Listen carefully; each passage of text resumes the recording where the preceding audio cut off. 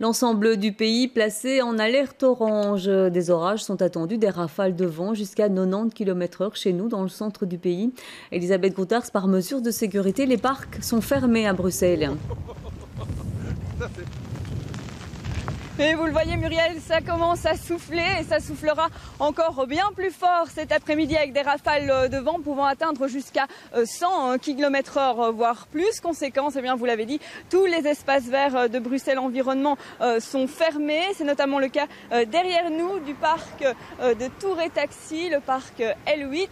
Et pour parler de ces mesures de précaution, j'ai à mes côtés Serge Kampeneers, directeur de la division espaces verts de Bruxelles Environnement. Alors quand on dit fermeture des espaces verts, on ne parle pas forcément que des parcs. Non, on ferme également bois et forêts. Donc tous les espaces qui sont accessibles au public et qui présentent des risques par la présence d'arbres ou les zones de chantier.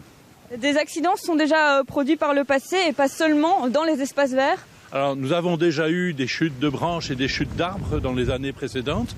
Dans les parcs, heureusement, pas d'accidents graves avec du public. Mais ça s'est produit sur le ring, en particulier la traversée de la forêt de Soignes et dans certaines avenues à Bruxelles, effectivement. Y a-t-il des espaces verts plus à risque que d'autres?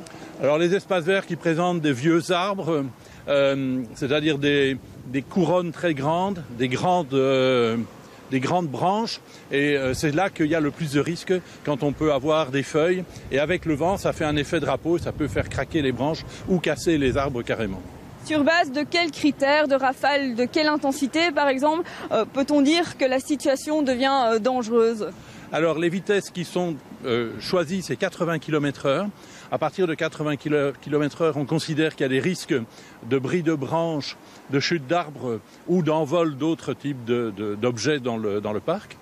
Et quand on arrive à 100 km/h, alors on prend des mesures encore supérieures, en particulier là où il y aurait des voiries traversant des parcs et la forêt. Est-ce qu'aux yeux de la loi, un promeneur ou un cycliste peut encourir une amende pour avoir bravé cette interdiction? Alors nous ne mettons pas d'amende par rapport à des personnes qui viendraient tout de même dans les parcs. Ce qu'on veut, c'est communiquer, informer pour réduire les risques au maximum, avertir les gens que ce n'est pas que dans les parcs d'ailleurs que le risque existe.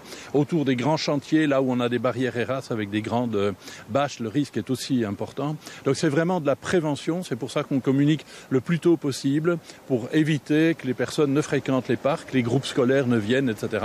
et qu'on modifie ses habitudes de mobilité, qu'on passe ailleurs pendant un temps. Voilà, donc parcs, bois et forêts devraient rester fermés tout au long de la journée et devraient rouvrir demain matin après avoir été inspectés, sécurisés et nettoyés.